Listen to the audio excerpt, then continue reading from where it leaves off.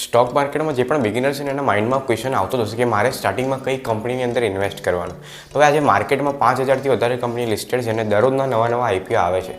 આમાંથી 4-5 company select કરવી થોડીક મુશ્કેલ છે.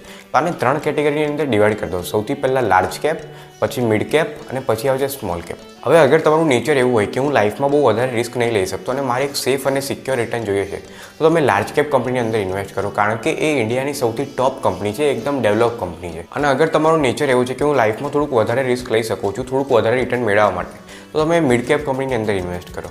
અને અગર તમારે એવું હોય કે મારે લાઈફમાં ફટાફટ ગ્રો કરવું છે અને હું એ પ્રમાણેનું રિસ્ક પણ લઈ શકું છું, તો તમે સ્મોલ કેપ કંપનીમાં ઇન્વેસ્ટ કરો. આ એવી કંપની છે જેને અત્યારે વધવાનું સ્ટાર્ટ કર્યું છે. તો અગર એ પોતાનું સારું પરફોર્મન્સ આપે છે તો આગળ જઈને લાર્જ કેપ અને મિડ કેપની અંદર ઘૂસી શકે છે અને તમે બી તમારા પૈસાને 3-4 વર્ષમાં ડબલ ટ્રિપલ કરી શકો છો. તો સ્ટોક માર્કેટ જનરલી એવું માર્કેટ છે કે અહીંયા તમે જેટલું રિસ્ક લેશો ને એ પ્રમાણેનું તમને રિટર્ન મળશે.